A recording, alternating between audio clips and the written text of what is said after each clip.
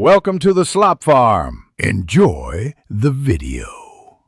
In this video, I will explain how to file Form 1099 electronically with the IRS. First, identify the specific Form 1099 you need, such as 1099 NEC for non-employee compensation or 1099 MISC for miscellaneous income. Next, meticulously gather all required information for both the recipient and your business.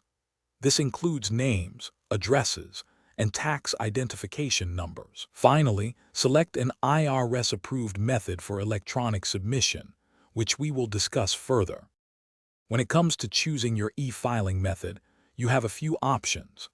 The IRS provides a free e-file system, known as the FIRE system, for those who meet specific criteria, typically for a high volume of forms. Alternatively, numerous commercial software providers offer user-friendly platforms that guide you through the process. These services often include additional features like error checking and customer support. Select the option that best suits your business needs and filing volume.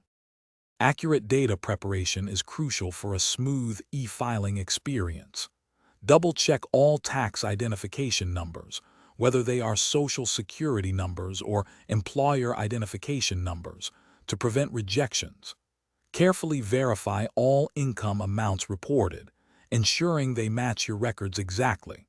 Also, confirm any federal or state income tax withheld. A thorough review of all entered data for even minor errors can save you significant time and potential penalties later on. Once your data is prepared and reviewed, follow the specific instructions provided by your chosen e-filing software to submit your forms electronically. After successful transmission, you will receive a confirmation from the IRS, often an acceptance code or tracking number. This confirmation is vital proof of your filing. Remember to retain copies of all filed forms and the IRS confirmation for at least 3 years, or even longer, for your business records. Thanks for watching. Consider subscribing if we helped you today.